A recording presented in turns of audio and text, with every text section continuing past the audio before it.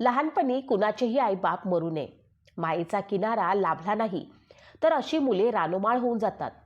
त्यांची कोवळी काळीजं फाटून जातात. जमेल तोवर फाटल्या काळजांनीच ते आयुष्याच्या वाटा चालत असतात. रमा नावाच्या त्या मुलीचे आईबाप लहानपणीच मरून जातात. आधी आई जाते, पाठोपाठ वडीलही जातात. एक घाव बुजत नाही, तोच दुसरा घाव होतो. एका ओल्या दुःखावरती दुसरं दुःख येऊन कोसळतं. या मरणाच्या आघातांनी एका कोवळ्या मुलीचा चेंदामेंदा होतो. ती भांबावून जाते. तिचं अजान मन थिजून जातं. जीवनात काय घडेल याचा नेम नसतो, कल्पनाही करता येत नाही. अशा गोष्टी कधीकधी घडून जातात. सगळ्या आयुष्याचे ओघच बदलून जातात. रमा एका महासूर्याची सावली झाली. स्वतः जळत जळत या सावलीनं त्या सूर्यावरती मायेची सावली धरली. कोट्यावधी लोकांची ती आई झाली. रमाईचा जन्म एका गरीब कुटुंबात झाला. दाभोळजवळ एक छोटंसं गाव आहे. वनंदगाव हे त्या गावाचं नाव. नदीकडल्या अंगानं पण गावाला लागून महारपुरा होता. त्यात अस्पृश्यांची 5-50 घरं होती. कोणी कांबळे, 1-2 घरं जाधवांची होती, काही वानखेड्यांची होती, तर काही सोनुल्यांची होती. काही घरे ढाल्यांची होती, काही घरं कदमांची होती, तर काही घरं गवळींची होती. काही मंडळी ओव्हाळ होती, तर काही घरं निकम वगैरेची होती. इथे एक घर धुत्रे नावाच्या माणसाचं होतं. याच कुटुंबात राहत होते भिकू धुत्रे. त्यांच्या घराच्या अंगणात गर्द हिरव्या काळ्या रंगाचं कडुलिंबाचं झाड होतं. दुसऱ्या बाजूला गुलमोहर होता. भिकू धुत्रेच्या बायकोचं नाव होतं रुक्मिणी. रुक्मिणी घरची कामं करी. गोवऱ्या वेचणं, स्वयंपाकासाठी इंधन आणणं, शेणाच्या गोवऱ्या थापणं आणि मोलमजुरीची इतर छोटी मोठी कामं करणं, अशी रुक्मिणीची कामं होती. भिकू मात्र दाभोळ बंदरात कामाला जात असे. समुद्रापासून बाजारापर्यंत माशांनी भरलेल्या टोपल्या नेण्याचं काम तो करीत असे. भिकू रुक्मिणीला 4 मुलं होती. त्यात 3 मुली होत्या आणि 1 मुलगा होता. सर्वात मोठी मुलगी दापोलीला दिली होती. तिचं नीट चाललं होतं. भिकू रुक्मिणीच्या डोक्यावरनं एक ओझं उतरलं होतं. आता उरली होती 3 मुलं. रमा मोठी होती, गौरी तिच्याहून लहान होती आणि सर्वात लहान होता शंकर. रुक्मिणीचा रमावरती फार जीव होता. सारखी ती रामी रामी करत राही. रखमानं खूप कष्ट उपसले होते. देहाची पर्वा केली नाही, त्यामुळे ती खंगत चालली होती. एकदा वेल करपावी तशी रुक्मिणी करपून जायला लागली. तिने जणू हाय खाल्ली होती. तिने अथरून धरलं. रुक्मिणी आजारी असल्याची वार्ता सर्वत्र पसरली. बाया बापड्या आल्या, चौकशी करू लागल्या. तिला औषध पाणी सुरू होतं, पण तरीही तिनं शेवटचा श्वास घेतला. भिकूचं अर्ध अंगच या घटनेनं लोळं पडलं. संसाराचा अर्धा गाडा रुक्मिणी ओढत होती. भिकूवर पहाड कोसरला होता. रुक्मिणीचा भाऊ गोविंदपूरकरही धाय मोकलून रडला. रुक्मिणीनं पोरांची काळजी घे म्हणून त्याच्यावरती भार टाकला होता. गौरा, शंकर आणि रमा ही मुलं आईविना पोरकी झाली होती. रमानं आपल्या वडिलांना हिंमत दिली. भिकू मात्र आतून खचला होता. त्याला छातीचा आजार होता. तो आजार त्याच्या अंगात चांगलाच मुरला होता. आता बायकोचा मृत्यू नव्हता, तो आतून फाटला गेला होता. त्यावर कोसळलेलं दुःख तो आपल्या दुबळ्या हृदयानं पेलू शकला नाही. त्याचं आयुष्य खरं तर निमित्तालाच टिकलं होतं. भिकूनही खाट धरली. त्याच्या पायातलं बळच गेलं. बायकोच्या मृत्यूनंतर खिळी नसलेल्या चापासारखी त्याची गत झाली होती. एक दिवस त्याची प्रकृती हाताबाहेर गेली. छातीत कळा येऊ लागल्या. त्यानं मुलांना जवळ बोलावलं. रमा मोठी होती. तिला येऊ घातलेल्या प्रसंगाची चाहूल लागली होती. या प्रसंगाचा अर्थही तिला कळला होता. आईच्या मृत्यूनं तिच्या काळजाचा एक लचका तोडलेला होता. आता दुसरा लचका तोडायला बापाचा मृत्यू पुढे येऊन उभा राहिला होता. छातीत येणाऱ्या कळांना चुकवून भिकू बोलत होता. रमाला शेवटचं काही सांगू पाहत होता. वाचा अवखळत होती. श्वासांचा तोल जात होता. भिकू रमाला सांगू पाहत होता. रमा, रमा, बेटा, तुझ्या आईनं आम्हाला तुझ्यावर सोपवलं होतं. आता या 2 लहान जीवांना मी तुझ्यावर सोपवून जातो. या पिल्लांना अजून पंखही फुटले नाहीत बेटा. सांभाळ, त्यांना सांभाळ. त्यांना आईबाप आठवू देऊ नकोस. रामी, कालवर तू त्यांची आई होतीस. आता तू त्यांचा बापही व्हायचंय. रमा, तुझ्या या लहान लहान पंखांवरती मी या 2 अजान आयुष्यांची ओझी ठेवून जातोय. वाईट वाटतं रमा, पण इलाज नाही, आता इलाज नाही. भिकूनं पोरींचे हात हाती घेतले होते. गौरा आणि शंकर व्याकुळ होऊन हंबरडा फोडत होते. भिकूनं आपल्या या पोरांकडे पाहिलं आणि डोळे मिटले. पण यावेळी रमाला रडू आलं नाही. सगळे हळहळत होते, सगळे रडत होते. रमाचं रडणं मात्र हरपलं होतं. तिच्या डोळ्यांना आसवांचे झरे लागत नव्हते. तिच्या कंठात शब्द जन्मत नव्हता. रमा सुन्न झाली होती. 2 मरणांनी तिच्या खेळण्याच्या वयात तिला पोरकं केलं. या मरणांनी तिला अंतर्मुख केलं. रमा आता प्रौढच झाली, लहान वयात प्रौढ झाली. आई बापाविना पोरगी रमा फक्त एवढंच म्हणाली, लहानपणी कोणाचेही आईबाप मरू नयेत.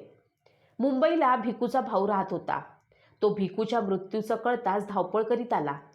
रुक्मिणीचा भाऊही मुंबईला राहत होता. या भावाचं नाव गोविंदपूरकर. ते 116व्या फलटणीत हवालदार होते. आता निवृत्त झाले होते. बहिणीच्या यजमानांच्या मृत्यूची बातमी कळताच तेही आले. त्या दोघांनी ठरवले, मुलांना आपण मुंबईला नेऊ. त्यांच्यासाठी आता या वनन गावात छतही उरलं नाही आणि भिंतीही उरल्या नाहीत. आपण आता यांनाही आपलीच मुलं समजू. रमा मुंबईला आली. सोबत गौरा होती, शंकर होता. रमाचे काका आणि मामा दोघेही भायखळ्याच्या मार्केटजवळील चाळीत राहत होते. बघता बघता 1908 साल उगवलं. रमा 9 वर्षांची झाली. त्या काळाच्या रिवाजाप्रमाणे तिचं लग्नाचं वय झालं होतं. वलंकर काका आणि गोविंदपूरकर मामा यांच्या डोक्यात तिच्या लग्नाचे विचार घोळू लागले. इकडे रामजी सुभेदारांचा मुलगा भीमराव 9व्या वर्गात शिकत होता. रामजी सुभेदार मुंबईला लोअर परळच्या डबक चाळीत राहत होते. एकाच खोलीचं घर होतं. या एका खोलीतच सर्व व्यवहार चालत. इथेच सुभेदारांचा लाडका भीमराव अभ्यास करीत असे. सुभेदार आपल्या लाडक्या मुलासाठी मुलगी शोधायला निघाले. भीमरावला मुलगी कशी हवी? रामजी आंबेडकरांनी काही आखाडे मनाशी बांधले होते. मुलगी सुंदर पाहिजे, सुशील पाहिजे, सर्व कुटुंबाला सांभाळून घेणारी पाहिजे. भीमराव हा विद्यार्थी आहे, जगावेगळा विद्यार्थी आहे. तो शिकून सवरून खूप मोठा होणार आहे, याबद्दल रामजींच्या मनामध्ये संदेह नव्हता. तेव्हा भीमरावाच्या शिक्षणात आडकाठी होणार नाही अशी मुलगी पाहिजे. एके दिवशी ते भायखळा मार्केट जवळच्या चाळीतील वलंकरांकडे गेले. कोणीतरी त्यांना सांगितलं होतं की वलंकरांकडे लग्नाची मुलगी आहे. ती मुलगी छान आहे. रामजी सुभेदार तिथे जाऊन धडकले. स्वागत झालं, फराळ झाला, चहा झाला, पानसुपारी झाली आणि रामजींनी विषय काढला. वलंकर हे रमाचे काका आणि गोविंदपूरकर हे मामा दोघेही बसले होते. रामजी सुभेदार हे आपल्या मुलांबद्दल सांगत होते. माझा मुलगा पुढल्या वर्षी मॅट्रिक पास होणार. केवढं मोठं स्थळ आपण होऊन चालून आलं आहे. एवढा शिकलेला मुलगा. पण रमा तर काही शिकली नव्हती. आपली रमा शिकलेली नाही हे कळताच ते रमाला नकार देतील आणि उठून चालायला लागतील असं त्या दोघांनाही वाटत होतं. त्यामुळे मनातून ते घाबरले होते.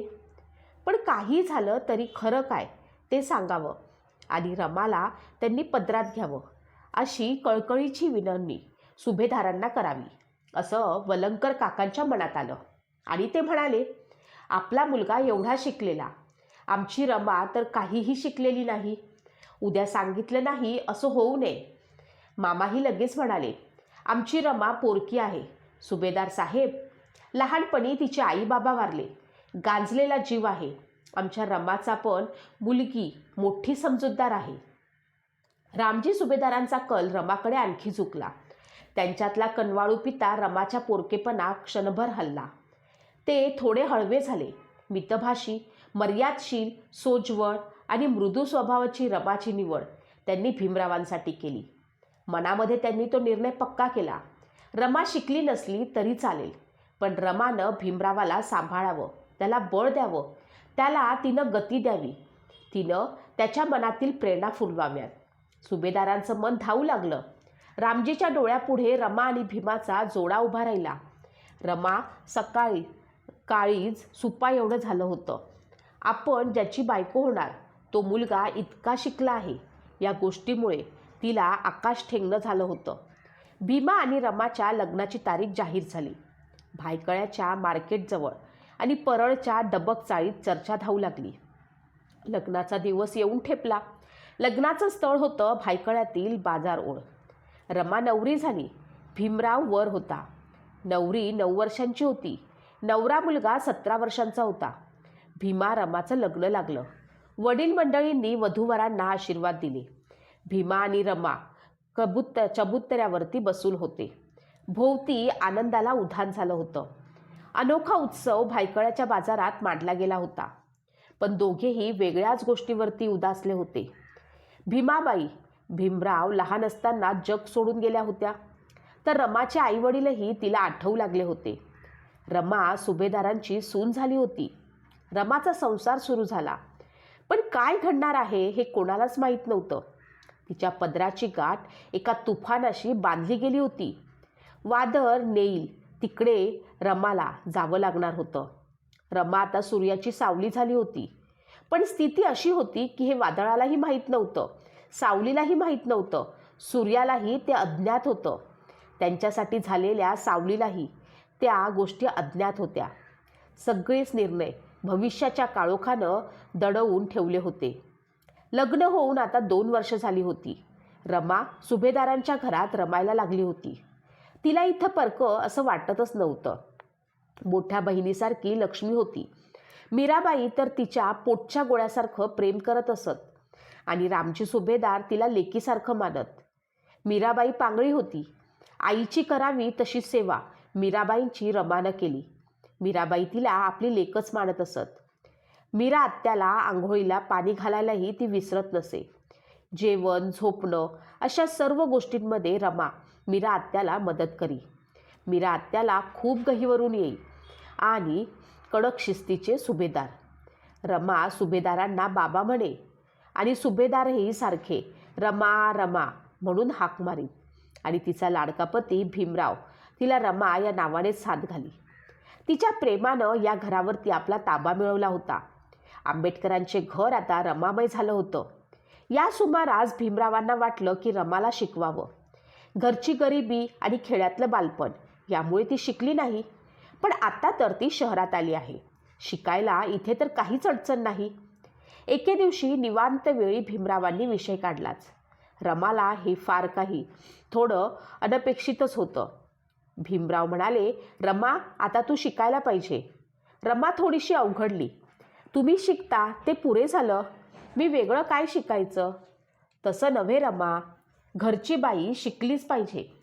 तिला पत्र लिहिता आलं पाहिजे, वाचता आलं पाहिजे, तिने ग्रंथ वाचले पाहिजेत. त्याने काय फरक पडेल? रमा म्हणाली.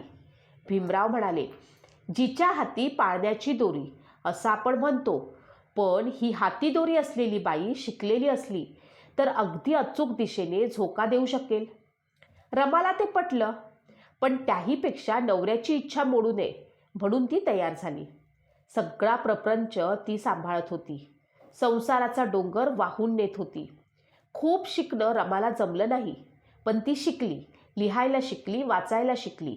भीमराव कॉलेजला जाई तेव्हा त्यांच्या खोलीत पसरलेल्या पुस्तकातील एखादं मराठी पुस्तक ती निवडी आणि दुपारच्या वेळी वाचत बसे. एकदा रमा सुभेदारांना पुस्तक वाचून दाखवत होती. बुद्ध ज्ञानाच्या शोधात निघतात. यशोधरेला आणि लाडक्या राहुललाही सोडून जातात. ज्ञानासाठी तो महाचिंतन करतात. बुद्ध होतात. जग आता त्यांना आदराने मुजरा करतं. हा भाग त्यांना रमा वाचून दाखवत होती. सुभेदारांचे डोळे पाणावले होते. रमा ही थोडी गदगदली होती. भीमरावांचंही बुद्धांसारखं कठोर अध्ययन आणि चिंतन सुरू आहे असं सुभेदारांना वाटलं. असे दिवस जात होते. सुभेदारांचं घर बदललं होतं. वेगळा ऋतू या घरात सुरू झाला होता. एके दिवशी या घरात एक नवा जीव आला. 1912 सालातला डिसेंबर महिना होता. रमा आई झाली होती. भीमराव बाप झाले होते. सगळं घर प्राजक्तासारखं फुललं होतं. रमा माता झाली होती. रमाईचं मन कृतार्थतेने ओथंबलं होतं. 1913 साली रामजी सुभेदार गेले. आंबेडकर या घराचं आडच मोडलं. रमा ज्यांना बाबा म्हणत होती तो तिचा सासरा गेला. तेथून पुढे 1926 पर्यंत मृत्यूची झडच लागली. तिच्या जीवाभावाची माणसं एकापाठोपाठ एक गेली. या 12-13 वर्षात मृत्यूनं तिला चैनच पडू दिली नाही. एक घाव बुजत नाही तोपर्यंत दुसरा घाव होत होता. अश्रूंची एक झड थांबत नाही तोच दुसरी सुरू होत होती. त्यानंतर भीमरावांना अमेरिकेत जायची संधी मिळाली. यावेळी रमा दुसऱ्यांदा गरोदर होती. भीमराव 1917च्या ऑगस्टमध्ये परत आले. तेव्हा रमाला फार बरं वाटलं. रमेशच्या मरणाच्या दुःखातून ती आता सावरू लागली होती. याच वर्षी भीमरावांचे सावत्र आई जिजाबाई मरण पावली. या सुमारास रमाईला एक मुलगी झाली. तिचं नाव मोठ्या कौतुकानं त्यांनी इंदू असं ठेवलं. इंदू खूप देखणी होती, नाजूक होती, पण तिची प्रकृती यथातथाच होती. ती जन्माला आली आणि वर्षा-दीड वर्षातच गेली. या काळात आनंदराव हे भीमरावांचे वडील बंधू मरण पावले. त्यांना मूळ व्याधीचा विकार होता. त्यांची पत्नी लक्ष्मी यावेळेस 20 वर्षांची होती. आनंदरावांचा मुलगा गंगाधर हाही त्यांच्या मृत्यूनंतर काही दिवसांनी गेला. रमाच्या कुटुंबाची अशी मोडतोड झाली. मरणांनी तिच्यावरती जणू आघातांवरती आघात केले. घरची परिस्थिती मिळवत्या आनंदरावांच्यावर मृत्यूनंतर फारच कोसळली. यात एक चांगली गोष्ट घडली. भीमरावांना सिडनहॅम कॉलेजमध्ये प्राध्यापकाची नोकरी लागली. 450 रुपये मिळत. आपला नवरा आता संसारात लक्ष घालेल असं रमाला वाटत होतं. तिला या कल्पनेनं खूपच आनंद झाला. भीमरावांचा पहिला पगार आला. तेव्हा तुळसा आणि मंजुळा या नणंदांना, जावांना आणि इतर नातेवाईकांना रमाईनं कपडे घेतले. अर्थात ही नोकरी 2 वर्षापुरतीच होती. भीमरावांना अपुरा अभ्यासक्रम पूर्ण करण्यासाठी लंडनला जायचं होतं. यावेळी भीमराव घर खर्चाला दरमहा केवळ 100 रुपये देत. खर्च काटेकोरपणे चालावा याची दक्षता घेत. काड्यांच्या 2 पेट्या महिनाभर पुरल्या पाहिजेत. 3री आगपेटी विकत घ्यायची नाही अशी सक्त ताकीद रमाला त्यांनी दिली होती. कपडे लत्ते घेण्यावरती प्रतिबंध होता. भाजी किती करायची, भाकरी पोळ्या किती करायच्या हे ठरलेलं होतं. वाया अगदी काहीही जाता कामा नये. उधळामाधळ होता कामा नये. जिभेचे चोचले पुरवणे. सगळा खर्च त्या मर्यादेतच झाला पाहिजे असा दंडक होता. रमा त्यांच्या हुकुमानुसार संसार चालवत होती. भीमराव जेव्हा अभ्यास करत तेव्हा त्यांच्या खोलीचं दार बंद असे. अखंड ज्ञानसाधना चालत असे. जेवणाची आठवणही ज्ञानवंताला होत नसे. त्याला फक्त ज्ञानाची भूक लागली होती. फक्त विद्येची तहान लागली होती. बाकी कोणतंही अन्नपाण्याची त्याला चिंता नव्हती. रमा डबा घेऊन जाई, आवाज देई, पण भीमरावांची तंद्री फगत नसे. भीमरावांना उपास पडत. त्यांच्यासोबत रमाईला देखील उपास पडत. रमाला 5 मुलं झाली. त्यातला यशवंत तेवढा वाचला. बाकी सर्व काळाच्या पडद्याआड गेले.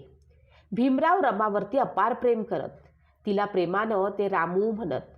भीमराव म्हणत, मी परदेशी शिकायला गेलो तेव्हा रमानंच या प्रपंचाची सर्व काळजी घेतली. या काळजीतून अजूनही तिची मुक्तता होत नाही. रमा ममताळू आहे, सुशील आहे आणि माझ्यासाठी तर ती सर्वस्वी आदरणीय आहे. तिच्या सहवासात 24 तासात मधला अर्धा तासही मला घालवता येत नाही. याबद्दल मला खूप वाईट वाटतं.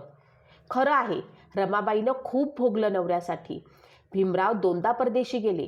पहिल्या वेळी 4 वर्ष, दुसऱ्या वेळीही तेवढीच वर्ष ते परदेशात होते. या दोन्ही वेळेला रमाला खूप हाल अपेष्टा भोगाव्या लागल्या. यावेळी रमाईनं कष्टाचे डोंगर उपसले. नवऱ्याच्या गैरहजेरीमध्ये विधवा जावेला आणि तिच्या मुलांना अंतर दिलं नाही. त्यांचं तिने उत्तम पालनपोषण केलं. एका लुगड्यावरती दिवस काढले. मोठ्या काटकसरीनं संसार केला. दारिद्र्य झेललं. पोरांचे आजार झाले. त्यांचं रुसणं फुगणं सारं काही रमाईनं केलं. यावेळी तिने उपास तापास केले.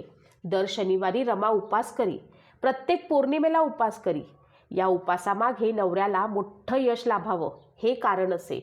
तो सुखी राहावा हे कारण असे. रमाईनं शेण वेचलं, गोवऱ्या वेचल्या, सरपणासाठी वनवन केली. 2-2 कोस ती पायपीट करी. पोयबावडीतून ती दादर माहीमपर्यंत जाई. नवरा बॅरिस्टर व्हायला विलायतेत गेलेला. एवढ्या मोठ्या माणसाची बायको सरपणाचे भारे डोक्यावरती वाहून नेते असं लोकांनी म्हणू नये. आपल्या नवऱ्याच्या नावाला ऊन येऊ नये म्हणून रमाई संध्याकाळी अंधार पडल्यावरती निघत. दादर माहीमपर्यंत जात आणि रात्री 8-9 वाजेपर्यंत सरपणाचे भारे घेऊन येत. कधी पहाटे जात आणि सूर्योदयापूर्वी परत येत. अनेकदा त्यांनी मोलमजुरी केली. रमाई बाजरीच्या 4 भाकरी करीत असे. त्यातली एक ती मुकुंदाला देई, एक यशवंताला देई, एक भाकर शंकराला देई आणि 4थी भाकर तिघीजणी खात. गौरा, लक्ष्मी या दोघी तिच्यासोबत या 4थ्या भाकरीच्या वाटेकरी असत. कधीकधी या वाट्यासोबत थोडा थोडा भात येई. अनेकदा भाजी नसायची. चटणी वा कांदे यावरतीच खूपदा भागवलं जाई. दारिद्र्य रमाईला असं खात होतं. गरिबी तिची कठोर परीक्षा घेत होती.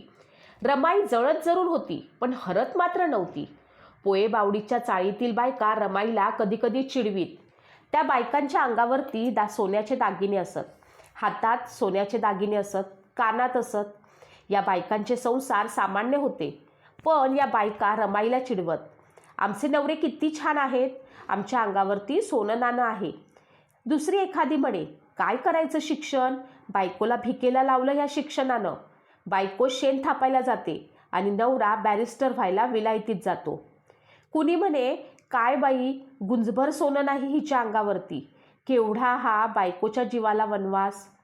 बायका असे टोमणे मारत, पण रमाई मात्र कधी उलटून बोलत नसे. ती हे सर्व काही सहन करी.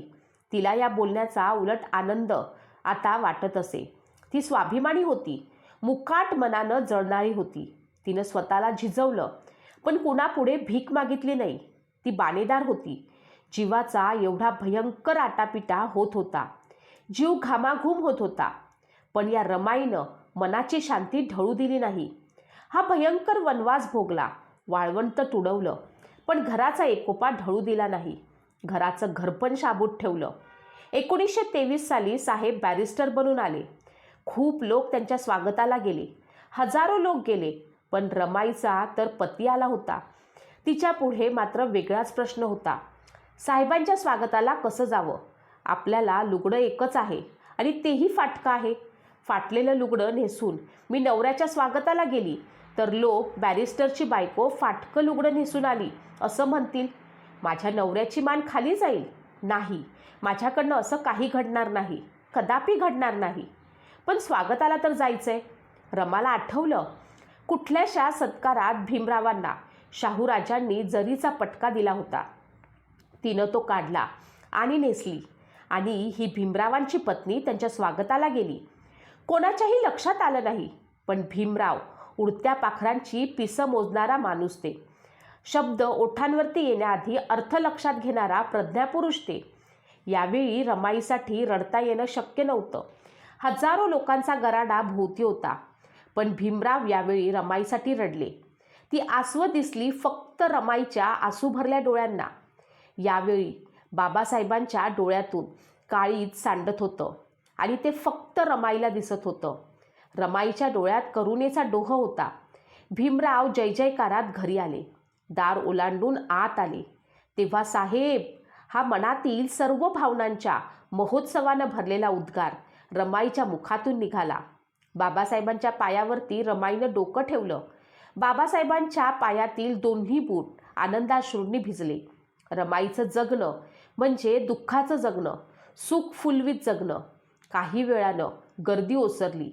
भीमरावांनी घरची अवकळा पाहिली. घराची कशी पानगळ झाली होती. घर गरिबीत गांजलं होतं, उपासाने खंगलं होतं. भीमरावांनी रमाईला विचारलं, हाती काही नसताना कसं सांभाळलं तू घर? रमा काहीही बोलली नाही. त्यांनी नंतर यशवंता आणि मुकुंदाला विचारलं. त्यांनी सगळी कहाणी सांगितली.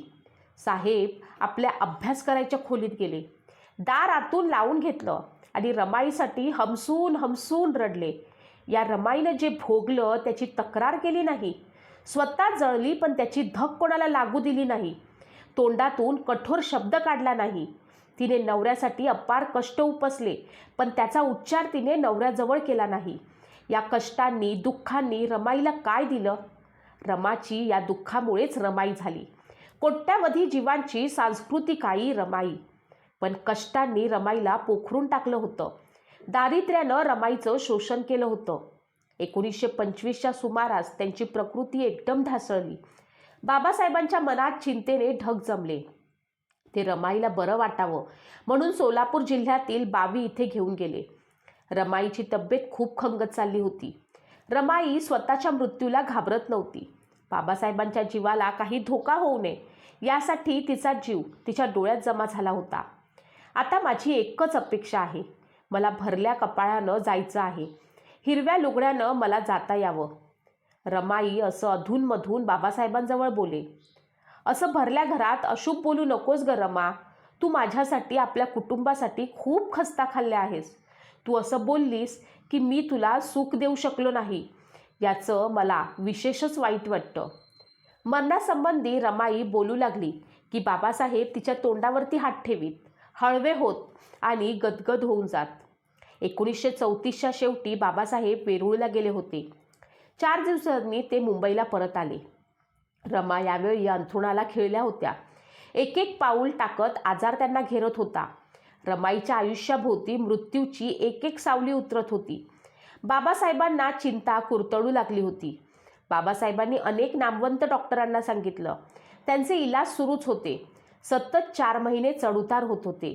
1935मधील मे महिन्याच्या शेवटी रमाईचा आजार खूप विकोपाला गेला. रमाईच्या जीवाभोवती क्षयानं पाश आवळला होता.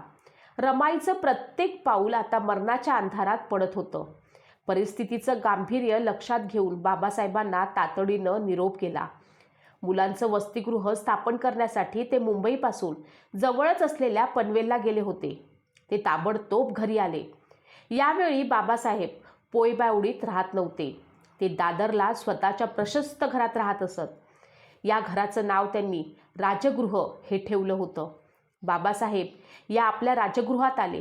डॉक्टरांना ते गदगदल्या गळ्याने म्हणाले, डॉक्टर, माझी रामू मरता कामा नये. बाबासाहेब आत गेले. लोक जमले होते. बाबासाहेब रमाईजवळ जाऊन बसले. बाबासाहेबांच्या जीवनाचा साथीदार आता शेवटच्या प्रवासाला प्रारंभ करीत होता. बाबासाहेबांची प्रिय रामू आता मृत्यूच्या तळ्याच्या शेवटच्या पायरीवरती उभी होती. जगाचा निरोप घेण्याचा क्षण तिच्या जवळ सरकत होता. बाबासाहेबांशी खूप काही बोलावं असं रमाईला वाटत होतं, पण ती बोलू शकत नव्हती. तिची जीभ जड झाली होती. जिभेतली शक्ती संपली होती. ती फक्त व्याकुळ नजरेनं बाबासाहेबांकडे पाहत होती. अनिमिष डोळ्यांनी ती आपल्या आयुष्याच्या सर्वस्वाकडे पाहत होती. बाबासाहेब तिच्याजवळ असे क्वचितच बसले असतील. रमाला वाटत होतं अशी घडी पूर्वी कधी आली नव्हती, पुढे येणारही नाही. एरवी त्यांच्या डोक्यात दुनियाभरचे सर्व प्रश्न वादळात असायचे. उत्तरासाठी हट्ट घ्यायचे. त्या प्रश्नांनाही वाटत असावं इथे आपणाला आपली उत्तरं मिळतील.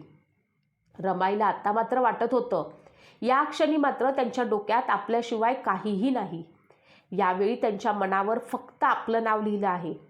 यावेळी बाबासाहेब तिच्याजवळ नसते तर तिला हे मरण कडू जहरासारखं वाटलं असतं. पण बाबासाहेब तिच्या आयुष्याच्या शेवटच्या क्षणी तिच्या पाशी बसले होते. तिच्यासाठी तिच्या मरणाचा हा सोहळा अनुपम होता. युगंधराची पत्नी ती एका महापुरुषाची पत्नी होती. ही रमाई आता अस्तक्षितिजावरती उभी होती. ही वेळ आणि संपूर्ण अस्तक्षितिज तिच्यासाठी सुगंधी सोन्यानं मढवलेलं होतं. बाबासाहेब तिला औषध देत होते.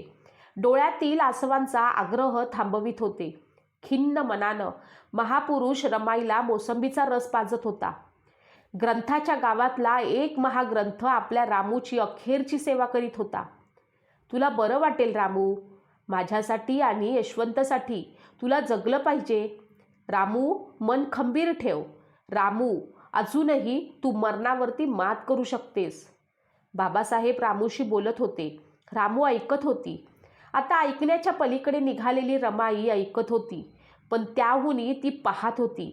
काळोख दाटत चाललेल्या डोळ्यांनी ती आपल्या झुंजार पतीकडे पाहत होती.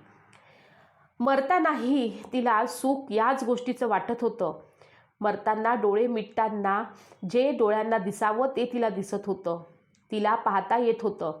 त्या समाधानानं ती बाबासाहेबांकडे पाहत होती.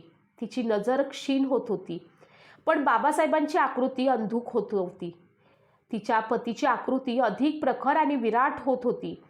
महासूर्यासारखी दैदिप्यमान होती ती. मिटणाऱ्या डोळ्यांनी ती हे अपूर्व सुख भोगीत होती. यशवंत उदासवाणी रडत होता. रमाई त्याला शेवटचं पाहत होती. जणू सांगत होती, माझ्या यशवंताची काळजी घ्या. भोवती खूप लोक होते. अंगणात गर्दी मावत नव्हती. कोट्यावधी रंजल्या गांजल्यांची आई आता शेवटचा निरोप घ्यायला सिद्ध झाली होती. कोट्यावधींची सांस्कृतिक माता आता अंतरणार होती. शेवटचा क्षण यशवंताच्या आईकडे झेपावत होता. तो क्षण त्याला पोरका करणार होता. तो क्षण बाबासाहेबांचा संसार मोडून टाकणारा क्षण होता. अंधाराचा एक अदृश्य लोंढा राजगृहात शेवटच्या घटका मोजणाऱ्या रमाईच्या श्वासाकडे सरकत होता. रमाई प्रसन्न होती. ज्यानं मरणावर विजय मिळवला ते स्मित तिच्या मुखावरती उतरलं होतं. मृत्यू त्या स्मितानं हवालदिल झाला होता. मृत्यू दुबळा झाला होता. मला सोडून जाऊ नको रमा. अजून खूप जणांपर्यंत उजेड न्यायचा आहे. असंख्य घरांमध्ये प्रकाश पेरायचा आहे. हा समाज आणि हा देश प्रकाशात उभा करण्यासाठी मला तुझी साथ हवी आहे रमा. रमा, तू मला सोडून जाऊ नको. रमा, तू मला सोडून जाऊ नको. बाबासाहेबांचे शब्द मोकाट हंबरडा फोडत होते. आसवं ओघळत होती. ही आसवं तेवढी बोलत होती, आक्रोश करत होती. रमाईनं बाबासाहेबांच्या डोळ्यातील ओघळणारी आसवं पुसायला हात वर केला. हा हात आसवांपर्यंत गेलाच नाही. अर्ध्यावर गेला आणि पिकलेलं पान झाडावरनं पडावं तसा गळून पडला. 27 मे 1935 रोजी रमाईची प्राणज्योत मालवली. तो दिवस अस्त घेऊनच उगवला होता. सकाळची 9 वाजताची वेळ होती. एक करुणा शांत झाली. बाबासाहेबांनी हंबरडा फोडला. रामू, रामू, रामू, तू मला सोडून गेली. तुला मी काहीही सुख दिलं नाही. तू माझ्यासाठी खूप खस्ता खाल्ल्या, अपार त्याग केलास. रामू, रामू. बाबासाहेब धाय मोकलून रडू लागले. शोकाच्या कल्लोळात राजगृह बुडून गेला. महापुरुष एकाकी झाला होता. अंत्यविधीची तयारी सुरू झाली. माझ्या रामूला पांढरी पातळ आवडत. तिला आता शेवटचं पांढरं पातळ नेसवा, बाबासाहेब बोलले. सौभाग्यवतीला हिरवी चोळी, हिरवं पातळ द्यायचं असतं. ते सौभाग्याचं लेणं असतं. लोकांनी बाबासाहेबांना समजावून सांगितलं. त्यांनी मूकसंमती दिली. राजगृह पुरे 40-50 हजार लोक जमले होते. प्रेतयात्रा निघाली तेव्हा दुपारचे 2 वाजले होते. वरळीच्या स्मशानाकडे प्रेतयात्रा निघाली.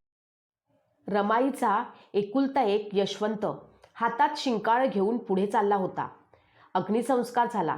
इथे रमाई हरपली. बाबासाहेबांची रामू हरपली. कोट्यावधी रंजल्या गाजल्यांची सांस्कृतिक माता, महामाता त्यांना अंतरली. एक कारुण्य इथे थांबलं. कारुण्याच्या महाकाव्याची शेवटची ओळ इथे पूर्ण झाली. वरळीच्या स्मशानात रमाईला अग्नी देण्यात आला. आयुष्यभर जीव जळाला, देहही जळाला. चितेवर आता उरलासुरला देहही जळत होता. हजारो लोक जमले होते. रमाईसाठी रडत होते. आपल्या सांस्कृतिक मातेच्या मृत्यूनं ते शोकाकुल झाले होते. बाबासाहेबांची तर एक बाजूच पांगळी झाली होती. ते सुन्न झाले होते. डोळ्यातील आसवे थांबत नव्हती. दुसऱ्या दिवशी ते वरळी स्मशानभूमीवर गेले. कोणालाही न सांगता गेले. एकटेच गेले. वेळ सायंकाळची होती. सामसूम झालं होतं. रमाईला अग्नी दिला त्या ठिकाणी ते गेले. त्यांचं मन हरवलं होतं. त्या हरवलेल्या मनानं ते हरवलेल्या त्यांच्या रमाईला शोधू लागले. एकटेच बसले होते. एकटेच रडत होते. अंधार पडू लागला. हा अंधार रमाईच्या नसण्याचा होता. हा अंधार कधीच मावळणार नव्हता. या न मावळणाऱ्या अंधारात बाबासाहेबांचा केवळ एक शब्द रडत राहणार होता. तो शब्द होता रमा, रमा, रमा.